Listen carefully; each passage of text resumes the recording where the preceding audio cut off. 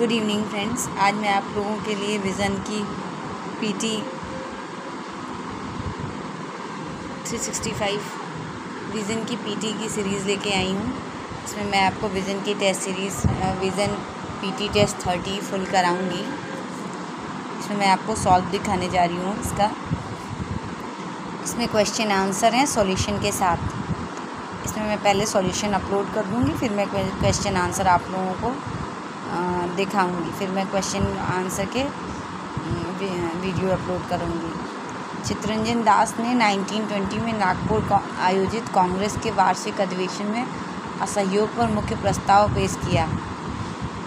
लाला लाजपत राय आरंभ में असहयोग की नीति के पक्ष में नहीं थे, लेकिन बाद में उन्होंने आंदोलन का समर्थन किया। अल्लूरी सीताराम राजू ने आंध्र में आदिवासियों का नेतृत्व किया और उनकी मांगों को असहयोग आंदोलन में सम्मिलित कर दिया।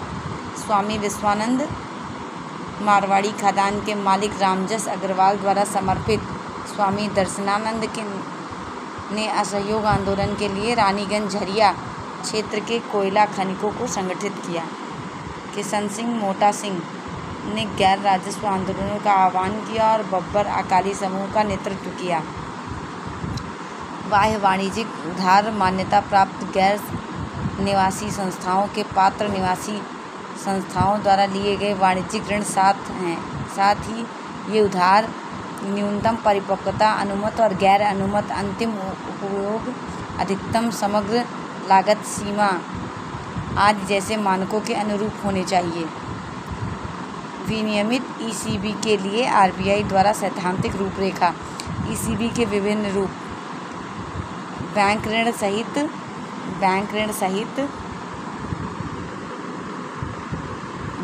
सहित अस्थायी नियत दर नोट बॉन्ड पूर्णतः और अनिवार्य परिवर्तनीय लिखितों के अलावा 3 साल से अधिक के व्यापारिक उधार यानी एफसीईबीएस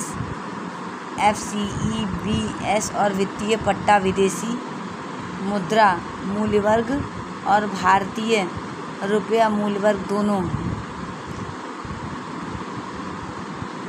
पात्र उधारकर्ता सभी एफडीआई प्राप्त करने के लिए पात्र हैं।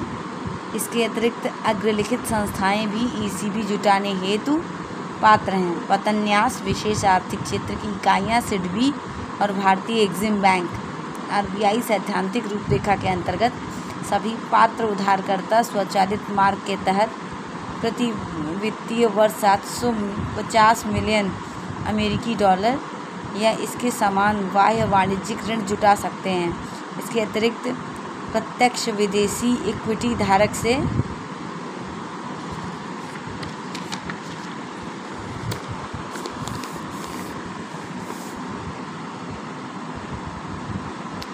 एकत्र किए गए विदेशी मुद्रा यानी एफसीवाई मूल्यवर्ग के ईसीबी के मामले में स्वचालित मार्ग के तहत जुटाए गए ईसीबी के लिए ईसीबी देयता इक्विटी अनुपात 7:1 से अधिक नहीं हो सकता।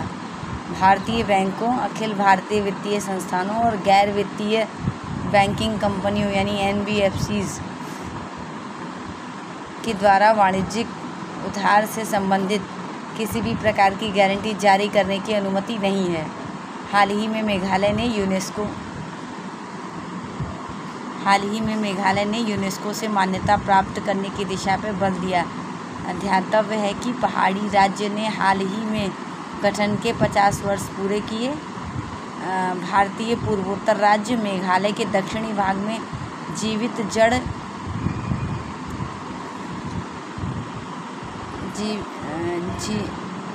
जड़ मूल सेतु सामान्य रूप से पाए जाते हैं। एक जीवित जड़ मूल सेतु एक झूला सेतु की तरह होता है जो रबड़